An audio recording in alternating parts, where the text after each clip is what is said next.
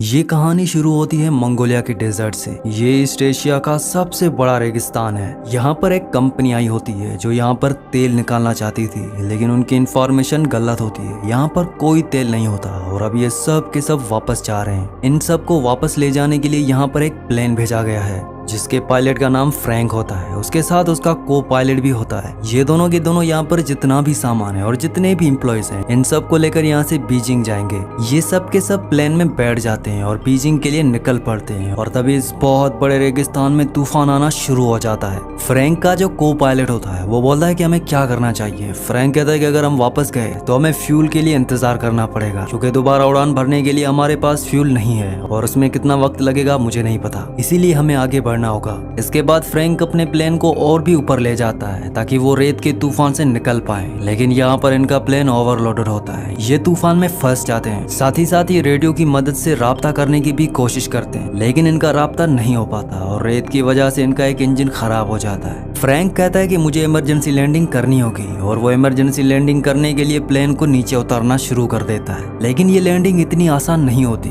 क्योंकि आगे उसे कुछ भी नहीं दिख रहा होता और जैसे ही प्लेन और नीचे उतरता है तो उनके प्लेन का पिछला हिस्सा एक चट्टान से टकराता है, जिस वजह से पीछे का दरवाजा खुल जाता है। इनमें से एक पैसेंजर उड़ जाता है और उसकी मौत हो जाती है। और अब इनका प्लेन रेगिस्तान में घिसटता हुआ आगे तक जाता है और जब प्लेन रुकता है तो ये देखते हैं कि प्लेन में 2 पैसेंजर्स और मर चुके होते हैं, लेकिन अभी भी ये बाहर नहीं जा सकते क्योंकि बाहर तूफान चल रहा है। और जब तूफान थमता है तो ये दिखाया जाता है कि इनका पूरा प्लेन रेत के अंदर दफन हो चुका है। लेकिन कुछ ही घंटों के बाद रेत वहां से खुद ही उड़ जाती है और इनका प्लेन एक बार फिर से विजिबल हो जाता है। ये सब के सब बाहर आते हैं और अपने खाने की सप्लाई चेक करते हैं और उन्हें पता चलता है कि इनके पास 1 महीने के खाने और पीने की सप्लाई है। इन्हीं में से एक आदमी होता है, वो कहता है कि मैं चलकर यहाँ से बाहर निकल जाऊंगा। दरअसल इन्हें यहाँ से बाहर निकलने के लिए 200 माइल का सफर करना होगा, क्योंकि अब ये मंगोलिया में नहीं बल्कि चाइना में कहीं है। लेकिन इन्हें अपनी एग्जैक्ट पोजीशन नहीं पता होती और ना ही इनका रेडियो काम कर रहा होता है। वो आदमी तो यहाँ से चलकर निकलना चाहता है। वो कहता है कि मैंने मैराथन किया है, मैंने हाइकिंग ट्रैकिंग की है, मैं यहाँ से जा सकता हूँ। उसे बताया जाता है कि ये जुलाई का महीना है और रेगिस्तान में जुलाई का महीना सबसे गर्म होता है। अगर आप 1 गिलास पानी पियोगे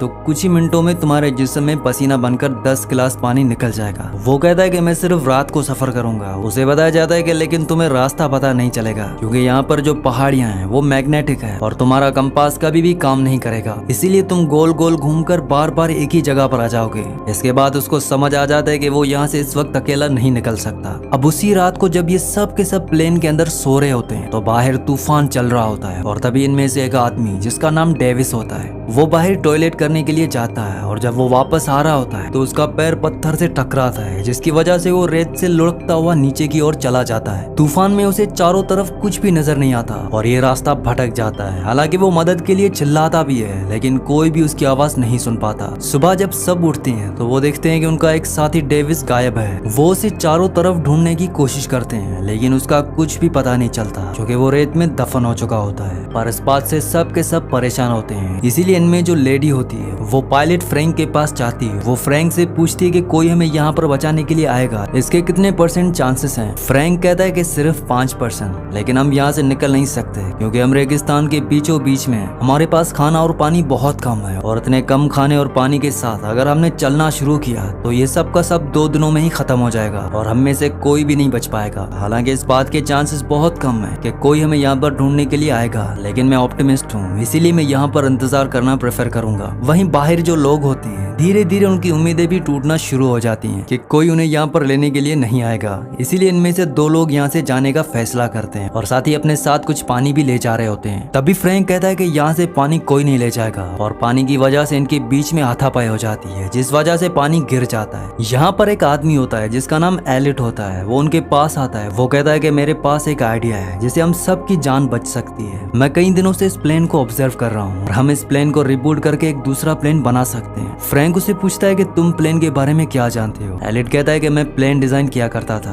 दरअसल एलिट के बारे में कोई भी ज्यादा नहीं जानता था क्योंकि वो उस कंपनी के साथ काम नहीं करता था जो मंगोलिया में तेल निकाल रही थी। वो एक दिन वहाँ पर आयरोस के बाद से पिछले 2 सालों से उन्हीं के साथ था। यहाँ पर एलिट के बारे में जानने के बाद सब शॉक होते हैं, लेकिन साथ ही साथ अब उनके अंदर एक उम्मीद भी है और वो सब तैयार हो जाते हैं कि वो इस प्लेन को रिबिल्ड करेंगे। लेकिन फ्रैंक उनकी बातों से एग्री नहीं होता। वो कहता है कि ऐसा नहीं हो सकता। वो उसके लिए साफ साफ मना कर देता है। और अगली सुबह इनमें से एक, जिसका नाम जेम्स होता है, वो यहाँ से निकल जाता है। तब यहाँ पर जो लेडी होती है वो उसे ढूंढने के लिए जा रही होती है। फ्रैंक उसे रोकता है। वो कहता है कि मैं जाऊंगा, और फ्रैंक उसे ढूंढने के लिए निकल पड़ता है। वो उस पहाड़ी तक पहुंच जाता है जहाँ पर इनके प्लेन का एक पिछला हिस्सा टकराया था, और प्लेन से जो आदमी गिर गया था उस आदमी की लाश अभी भी वहाँ पर होती है, पर उसके जिस्म पर उसके कपड़े नहीं होते। वहाँ पर कुछ गोलियों के कवर भी होते हैं। ये देखकर फ्रैंक पूरी तरह से हैरान हो जाता है। और तभी वहाँ पर जेम्स आता है। जेम्स कहता है कि हमसे पहले यहाँ पर कोई आ चुका है। मैं यहाँ पर अपनी घड़ी लेने के लिए आया था, जो इस आदमी से पोकर में हार गया था, पर अब इसके हाथ में वो घड़ी नहीं है। इसीलिए ये समझ जाते हैं कि यहाँ पर रेगिस्तान के स्मगलर्स आए थे, जो उनके साथी के हाथ से घड़ी ले गए। साथ ही साथ यहाँ पर गोलियों के कवर्स भी होते हैं, क्योंकि उन लुटेरों ने इनके साथी के जिस्म पर अपनी गोलियां चलाकर निशानेबाजी की प्रैक्टिस की होती है। फ्रैंक जेम्स से वापस चलने के लिए कहता है, लेकिन जेम्स मना कर देता है। वो कहता है कि तुम दोबारा प्लान क्यों नहीं बनाना चाहते। फ्रैंक कहता है कि वो इसलिए क्योंकि मैं उन्हें झूठी उम्मीदें नहीं देना चाहता।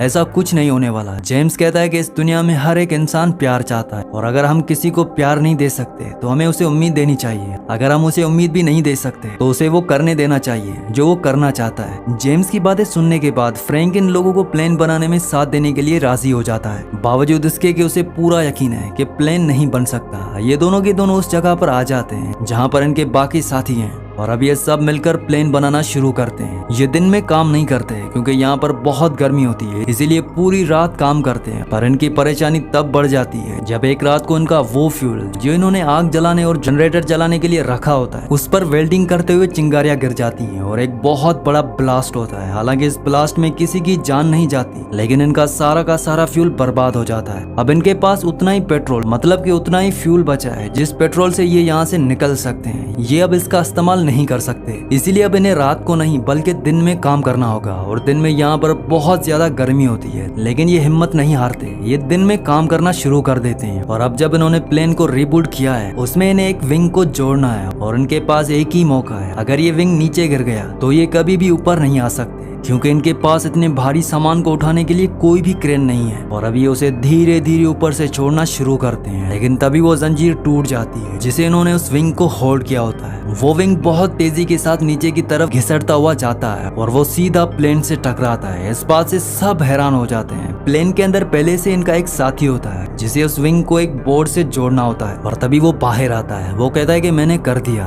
दरअसल जंजीर टूटने के बाद विंग जब फिसल कर प्लेन की तरफ गया था तो एग्जैक्ट उसी पोजीशन पर गया था जहां पर उसे जाना था। और इस विंग को जोड़ने के बाद इनके प्लेन का पूरा ढांचा तैयार हो चुका है, और सबको अब उम्मीद है कि ये यहाँ से फ्लाई करके निकल जाएंगे। इसीलिए ये नाचना और एंजॉय करना शुरू कर देते हैं। साथ ही साथ ये रेत भी हटा रहे होते हैं ताकि एक ट्रैक तैयार कर सकें और यहाँ से उड़ सकें। लेकिन ये सब इतना आसान नहीं है। एक दिन यहाँ पर इलेक्ट्रिक तूफान आ जाता है जिसमें बहुत सारी बिजलियां गिरना शुरू हो जाती हैं, और इनके जो प्लेन का विंग है उसके अंदर पेट्रोल है, इसीलिए वो सब वहाँ से भागकर दूर हो जाते हैं। लेकिन एलिट वहाँ से नहीं जाता क्योंकि वो किसी भी कीमत पर इस प्लेन को नहीं खोना चाहता। और जब उसके ऊपर बिजली गिरने वाली होती है तभी फ्रैंक उसे पकड़कर वहाँ से कूद जाता है, जिस वजह से उसकी जान बच जाती है, क्योंकि अगर एलिट को कुछ हो गया तो इनमें से कोई भी नहीं है जो प्लेन को पूरा कर सके। ये सब इस प्लेन का नाम फीनिक्स रखते हैं। फीनिक्स असल में इजिप्शियन माइथोलॉजी के हिसाब से रेगिस्तान का एक ऐसा परिंदा है जिसे बहुत ही पावरफुल माना जाता है, लेकिन इन्हें अभी भी फीनिक्स पर, मतलब कि अपने प्लेन पर बहुत काम करना है। अब धीरे धीरे इनका पानी भी खत्म हो रहा है। एक रात ये रेत की चट्टान से देखते हैं कि इनसे काफी दूर कुछ लोग हैं जो टेंट लगाकर वहाँ पर सो रहे हैं। असल में ये सब के सब स्मगलर्स होते हैं जो हथियारों के सप्लायर होते हैं, जो रेगिस्तान के रास्तों से हथियारों की सप्लाई एक कंट्री से दूसरी कंट्री में करते हैं। फ्रैंक कहता है कि हमें उनसे पानी की मदद मांगनी चाहिए। हालांकि एलिट मना करता है, लेकिन फ्रैंक और उनके कुछ साथी वहाँ पर उन लोगों से पानी की मदद मांगने के लिए जाते हैं। फ्रैंक और उसका साथी पत्थर के पीछे छुप जाते हैं ताकि अगर कोई भी खतरा हो तो वो पीछे से हमला कर दे।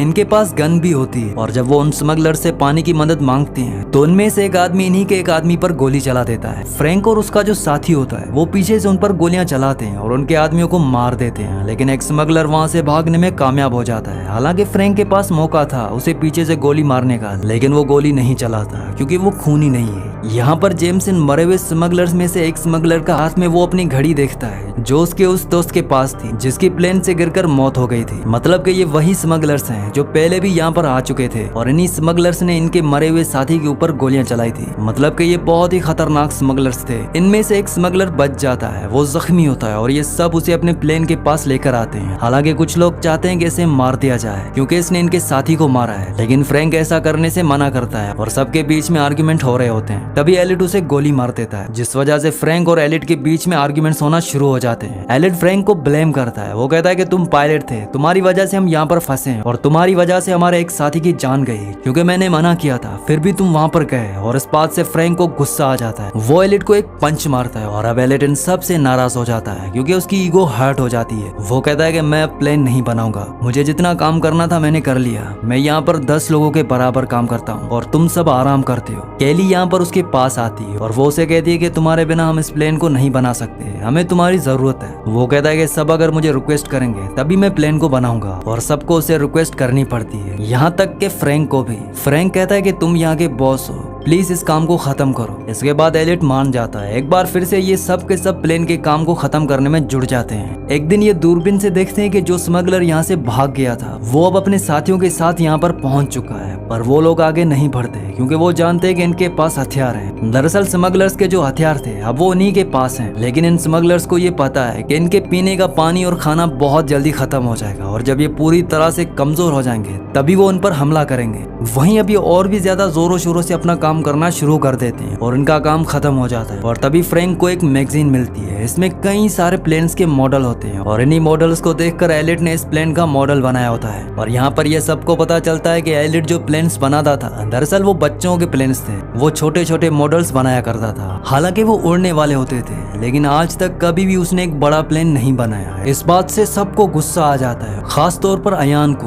वो एलिट के सर पर गन तान देता है। वो कहता है कि इतने हफ्तों से तुम हमें बेवकूफ बना रहे हो, ये प्लेन कभी नहीं उड़ने वाला, क्योंकि तुमने आज से पहले कभी भी उड़ने वाला इतना बड़ा प्लेन नहीं बनाया। लेकिन एलियट को पूरा यकीन होता है। वो कहता है कि ये प्लेन उड़ेगा। हालांकि हम छोटे प्लेन्स बनाया करते थे, लेकिन वो रिमोट कंट्रोल वाले हुआ करते थे, उनमें बैलेंस की ज्यादा जरूरत होती है। फ्रैंक अयान को रोक देता है और तभी यहाँ पर तूफान आना शुरू हो जाता है। और जब हवाएं तेज होती हैं तो जो प्लेन इन्होंने इतने हफ्तों की मेहनत से बनाया होता है वो हवा में अपने आप ही हल्का हल्का उठना शुरू हो जाता है। और ये देखकर सब समझ जाते हैं कि ये प्लेन उड़ेगा। उनके दिल में जो उम्मीद खत्म हो चुकी थी एक बार फिर से वो जाग उठती है, लेकिन ये रेगिस्तान का तूफान होता है, जिस वजह से प्लेन पूरी तरह से रेत में ढक जाता है। तूफान खत्म होने के बाद सब के सब हताश हो जाते हैं, क्योंकि इन्हें अभी भी यकीन नहीं है कि ये प्लेन इन सबको लेकर यहाँ से उड़ सकता है। लेकिन फ्रैंक कहता है कि हम सब ने इसे मेहनत से बनाया है और इसे हम यहाँ से उड़ा कर ले जाएंगे। ये सब के सब प्लेन को रेत से निकालते हैं और खींचते हुए उस जगह पर ले जाते हैं जहाँ पर रेत नहीं होती। इसके बाद ये प्लेन को स्टार्ट करते हैं। प्लेन स्टार्ट होता है लेकिन जल्दी बंद हो जाता है। ये कई बार ट्राई करते हैं और फाइनली इनका प्लेन स्टार्ट हो जाता है। प्लेन के इंजन की आवाज सुनकर जो स्मगलर्स होते हैं वो उनकी तरफ आने लगते हैं। वो घोड़ों पर अपनी गन्स लेकर इन्हें मारने के लिए इनकी तरफ आ रहे होते हैं। ये सब के सब प्लेन के ऊपर चढ़ जाते हैं और विंग के साथ लटक जाते हैं। दरअसल इनके प्लेन का डिजाइन ऐसा होता है कि उसके अंदर बैठने के लिए किसी के लिए कोई भी जगह नहीं होती। उन्होंने एक बहुत बड़े हवाई जहाज से एक छोटा प्लेन बनाया है और अब इनका प्लेन रनवे पर आगे बढ़ना शुरू हो जाता है। पीछे से स्मगलर्स इन पर लगातार गोलियां चला रहे होते हैं, लेकिन इनमें से किसी को भी गोली नहीं लगती और तभी इनका रनवे खत्म हो जाता है। स्मगलर्स को लगता है कि ये सब मारे गए हैं, लेकिन अगले पल ही इनका फिनिक्स उस खाई से उड़ता है और वो आसमान में उड़ना शुरू कर देता है। ये सब के सब इससे बहुत खुश हो जाते हैं, क्योंकि इतने हफ्तों से जो उन्होंने मेहनत की थी वो मेहनत इनकी कामयाब हो चुकी है। और इस तरह से ये सब मौत के मुंह से, खतरनाक रेगिस्तान से जहाँ से निकलना नामुमकिन है, वहाँ से निकल जाती है। और लास्ट में हमें इन सब की फोटोज दिखाई जाती है। ये सब के सब अपनी फैमिली के साथ अपने काम में खुश हैं। फ्रैंक और उसका को पायलट अपनी खुद की एयरलाइंस खोल लेते हैं, जिसका नाम वो फिनिक्स रखते हैं। और एलिट की फोटो एक मैगजीन में छपती है, जिसमें क्वेश्चन मार्क के साथ लिखा होता है नासा की नई उम्मीद, मतलब कि वो अब नासा के लिए काम करता है। इसी के साथ इस मूवी का एंड हो जाता है। अगली कहानी आप किस मूवी पर सुनना चाहते हैं मुझे नीचे कमेंट्स में जरूर बताना। और अगर ये वीडियो आपको पसंद आई हो तो इस वीडियो को लाइक कर देना, और मजीद ऐसी वीडियोस देखना चाहती हो तो इस चैनल को सब्सक्राइब लाजमी से कर दें।